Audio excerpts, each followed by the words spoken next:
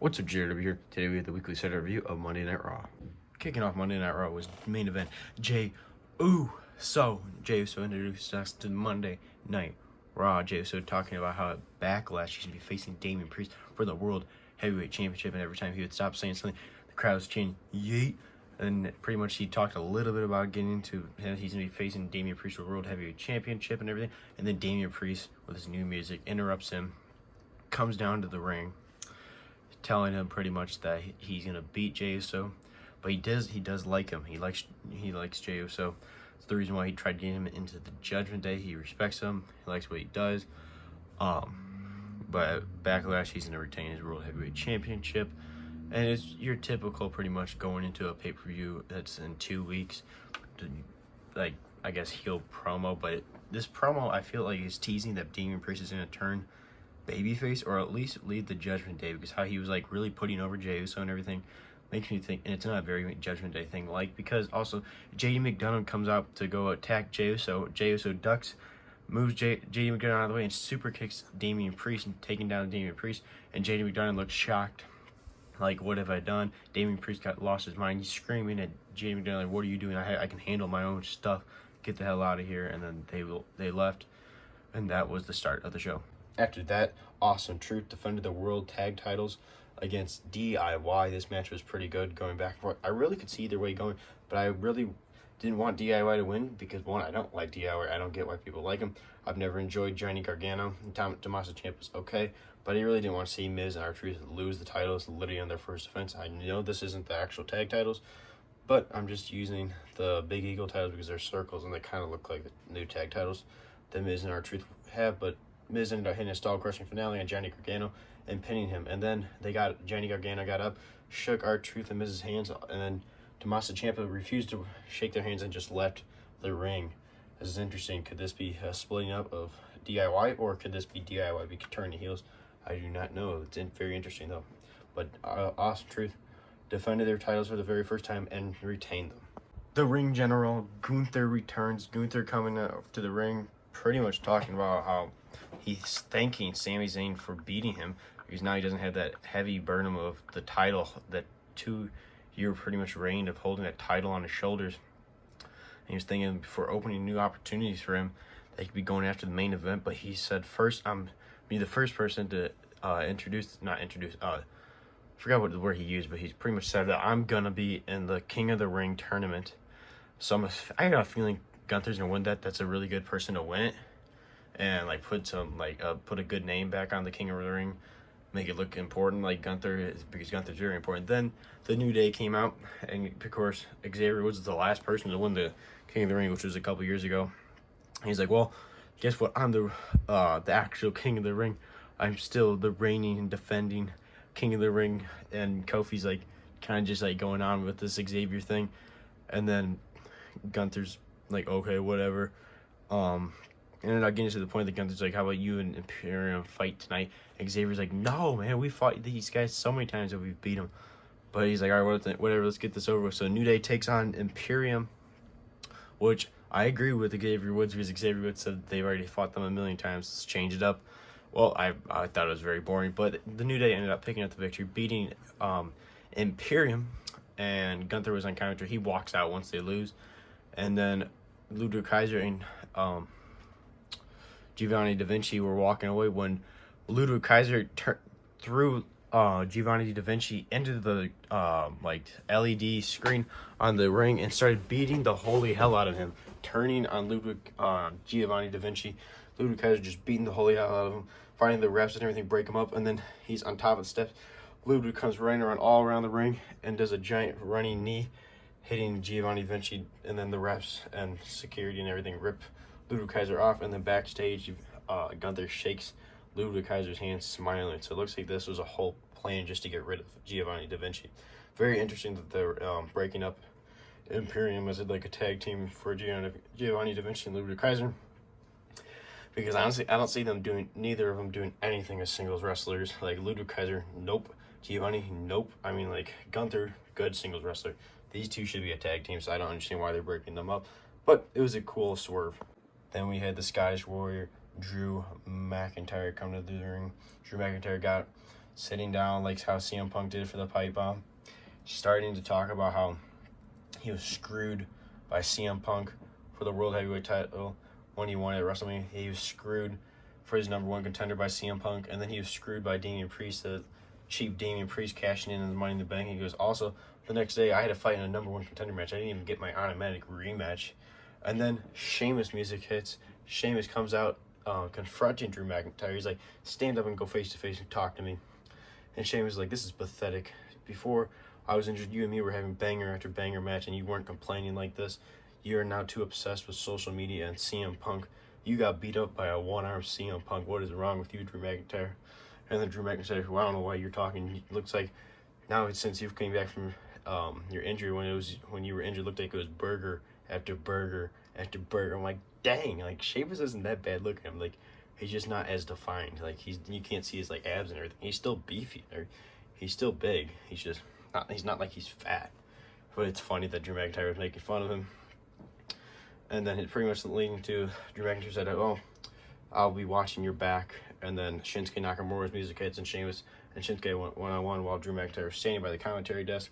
A pretty decent match by Sheamus and Shinsuke Nakamura. Pretty obvious that Sheamus was going to win. I think this might lead to Backlash, Drew McIntyre versus Sheamus. Might be interesting. Be cool to see. But Drew McIntyre ended up hitting a bro kick on Shinsuke and hitting the 1, 2, 3. Sheamus picks up the victory, and Drew McIntyre smiling, clapping at Sheamus while Sheamus celebrates. So very interesting what they're setting up here with Sheamus and Drew McIntyre. Chad Gable is in the ring. Comes to the ring with all of Alpha Academy. And the whole point he's coming to the ring, he's in a suit and everything to explain what he did to Sami Zayn last week after beating him up in front of his wife, taking him out of his wife's hands pretty much, and Jeremy suplexing him and just beating the holy hell out of him. He's like, I'm done with this. I've been wasting my time training Sami Zayn. Well, I should have been having my moment at WrestleMania 40, winning the Intercontinental title, showing my daughter that I can win the Intercontinental title. But instead, I've been wasting my time training a bunch of losers. And he goes up to Akira Tozawa.